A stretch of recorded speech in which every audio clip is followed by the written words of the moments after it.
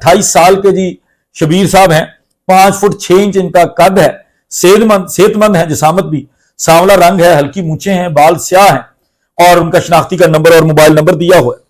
हालात जिंदगी है जी, मैं हवेली लखा सुबह पंजाब में पैदा हुआ, मेरे वालिद साहब ड्राइवरी करते थे। एक चीज मैं आप लोगों को पहले क्लियर कर दूं कि इसने अपने हर इंटरव्यू के अंदर एक दफा कराची जाने का जिक्र किया है कि हम रिश्ता लेने के लिए कराची गए थे, लेकिन उसके बाद जब बाबर शरीफ ने लोगों की सीडीआर निकाली थी तो उसके बाद हमारे सामने आया था कि इसने एक बालिग जुर्म कर लिया है, इतराफ कर लिया है कि यह 16 अप्रैल को वहां मौजूद था। लेकिन ये जो पूरी मैं कहानी आपको सुनाने जा रहा हूं, ये पूरी कहानी जब आप सुनेंगे बिल्कुल मैं उसी रवानी में, जिस तरह से ये लिखा गया है, जिस तरह से पुलिस ने इसकी कहानी को नरेट किया है, जाहिर है सारी कहानी इसकी अपनी तो नहीं हो सकती, पुलिस की भी मुशावरत हो सकती है इसके अंदर। वो कहानी जब आप सुनेंगे वो बड़ी दिलचस्प है, उस कहानी का कोई भी हिस्सा मिस ना कीजिएगा।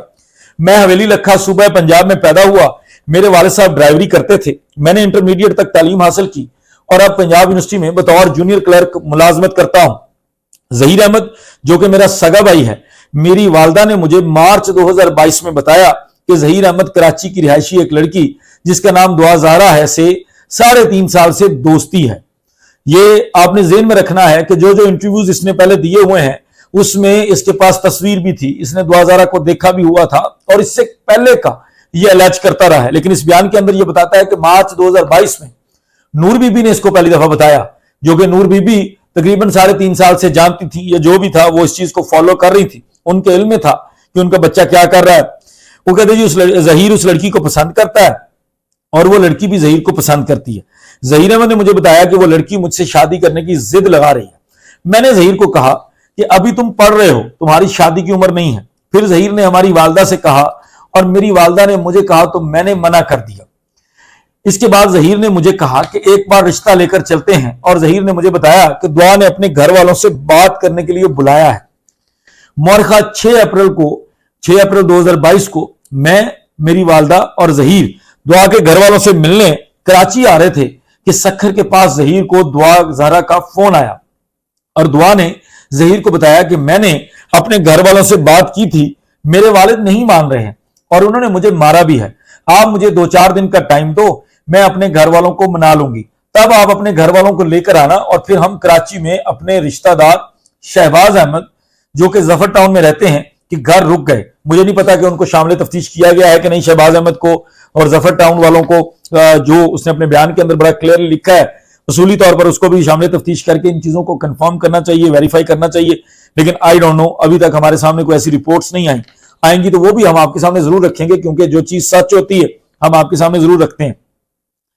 हम जी रिश्तेदार जफर जो शहबाज अहमद है, जफर टाउन में रहते हैं, उनके घर रुके और 2-3 दिन तक दुआ अपने घर वालों को मनाती रही और उसके घर वाले नहीं माने और हम लाहौर वापस चले गए। मोरखा 15/4/22 को दुआ ने जहीर को कहा कि मेरे बाबा ने मेरे कजन जैनुल आबदीन के साथ मेरी शादी करने का सोच लिया है और वो मुझसे बहुत बड़ा है, मैं सिर्फ तुमसे शादी करना चाहती हूं और वो लड़का हमारे घर आया हुआ है, मुझे छेड़ता है, लिहाजा आप अपने भाई के साथ रिश्ता के बारे में बात करने आ जाओ। और मैं और जहीर, ये बड़ी मजे की और दिलचस्प चीज है, इनकी ट्रैवलिंग को सुनिएगा वो किस कदर प्लानिंग से की गई है। ये सीडीआर आने के बाद सारी प्लानिंग समझ आती है। मैं और जहीर लाहौर से जरिया कार साहिवाल आए, कौन सी कार आए कोई पता नहीं, साहिवाल से जरिया कार मुल्तान गए, मतलब साहिवाल जाके कार चेंज हो गई। अगर आप एक ही कार पे होते तो फिर आपको ये कहने की जरूरत नहीं है कि पहले साहिवाल आए फिर मुल्तान आए, एक ही रोड के ऊपर है, साहिवाल गुजरता है तो 2-2.5 घंटे के बाद मुल्तान आ जाता है। लेकिन वो कहते हैं कि पहले जरिया कार साहिवाल आए, कार से उतर गए होंगे, इधर उधर फ्रेश हुए होंगे, फिर दोबारा कार में बैठे और फिर मुल्तान गए और मुल्तान से बस में, अब वो कार किसकी थी कैसी थी वो चली गई, मुल्तान से हम बस में बैठ गए। 16/4/22 को कराची पहुंचे, मुल्तान से मुसलसल बस लेके गई है इनको कराची और उस पर 16/4/2022 को कराची पहुंचे, कोई टाइम नहीं है और सराब गोट पर उतरे और जहीर ने दुआ से राब्ता किया और दुआ ने हमको मंजिल पंप बुलाया और हम रिक्शा में बैठकर मंजिल पंप पहुंचे और जहीर ने जरिया फोन दुआ से राब्ता किया और दुआ ने हमें बताया कि मेरे घर वाले नहीं मान रहे, मुझे साथ ले जाओ, मैं तुमसे शादी करना चाहती हूं। मैंने जहीर को मना किया और मेरा जहीर से झगड़ा हो गया। मैंने जहीर को मना किया जब दुआ ने कहा कि आप मुझे साथ ले जाओ। 16 अप्रैल की बात हो रही है जी सारी, और मैंने जहीर को समझाया और जहीर को कहा कि अगर दुआ तुमसे इतना ही प्यार करती है तो वो खुद लाहौर क्यों नहीं आ जाती। जहीर ने दुआ से थोड़ी देर बात की और जहीर ने दुआ से राब्ता खत्म कर दिया। 16 अप्रैल की बात हो रही है, टाइम नहीं बता रहे कौन से टाइम पे हो रहा है। ये सारी डिटेल सिंध पुलिस का काम है कि वो हमें उस फोन की डिटेल, जाहिर है इन्होंने साबित किया होगा, सिंध पुलिस उनकी बातों पे कन्विंस्ड है तो उन्होंने साबित किया होगा, सारा डेटा सामने रखा होगा। ये सिंध पुलिस ने कहीं डिक्लेयर नहीं किया, शो नहीं किया। उसने कहा जी मैंने उसको कहा कि वो इतना प्यार करती है तो वो तुम्हारे पास लाहौर आ जाए खुद ही भाग के। और उसके बाद उसने कहा कि दुआ से थोड़ी देर बात की जहीर ने, और जहीर ने उसके बाद राब्ता खत्म कर दिया। हम मौरखा 16/4 को ही, अब ये कहीं बैठे नहीं है, किसी रिश्तेदार के घर नहीं गए हैं, किसी होटल में नहीं ठहरे हैं, जो इनकी लोकेशंस आ रही हैं जहां खड़े होकर तस्वीरें बन रही हैं वो जो बाबर सलीम ने सारी पब्लिक कर दी, वो उनके बारे में जिक्र नहीं कर रहे। अब जी ये कहता है कि हमारी वापसी के सफर की कहानी सुने।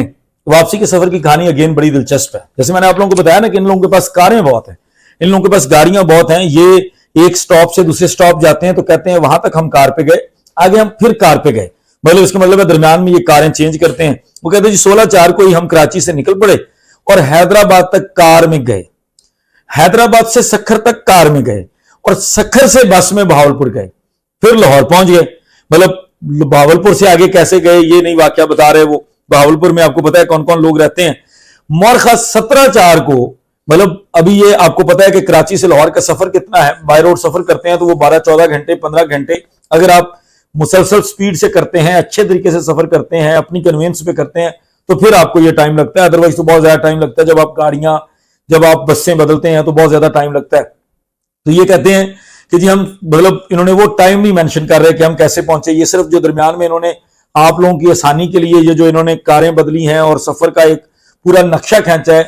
ये आपको पता है कि इससे कबल CDR के अंदर बाबर सलीम किस तरह से इनको एक्सपोज कर चुके हैं। 17/4/22 को जहीर ने मुझे बताया कि दुआ तो लाहौर आ गई है और जहीर दुआ को घर ले आया। मेरी वालदा ने दुआ से उसके वालिदैन का नंबर पूछा और उसने कहा मुझे याद नहीं। ये आपको प्रेस कॉन्फ्रेंस याद आ रही होगी, उसके बाद इंटरव्यूज याद आ रहे होंगे। कितनी दिलचस्प बात है कि दुआ ज़ारा को जहीर का नंबर याद रहता है, जहीर पिछले दिन राब्ता खत्म कर देता है और बड़ी मजे की एपिसोड है। वो कहती है जी, कहता है कि 17/4 को उसने मुझे बताया अभी ये घर पहुंचे ही होंगे और उसने कहा जी वो देखें दुआ भी पहुंच गई है। किस तरह की कहानी है जिसको हम मान जाएं। सिंध पुलिस तो खैर मान रही है, सिंध पुलिस तो इनकी हर चीज को मान रही है। ये लोग जो कहते हैं सिंध पुलिस को, तो ये कहते हैं कि आज दिन है तो वो मान लेते हैं, और रात है तो वो मान लेते हैं। कोई भी चीज ये कहते हैं, सिंध पुलिस इनकी बात मान रही है। लेकिन आप लोगों ने फैसला करना है कि ये मानने वाली बातें हैं कि नहीं। कि 17/4 को जब हम लाहौर पहुंचे तो जहीर ने मुझे बताया कि दुआ तो लाहौर आ गई और जहीर दुआ को लेकर घर आ गया। मेरी वालदा ने दुआ से उसके वालिदैन का नंबर पूछा, उसने कहा जी मुझे याद नहीं। मेरी वालदा ने कहा तुम्हें घर छोड़ आए, तो दुआ ने कहा नहीं मेरे घर वाले मुझे मार देंगे, मैं जहीर से शादी करने आई हूं और मैं जहीर के साथ यहीं रहूंगी। हमने दुआ और जहीर की कोर्ट मैरिज करवा दी, क्योंकि भाई का काम है कोर्ट मैरिज करवाना।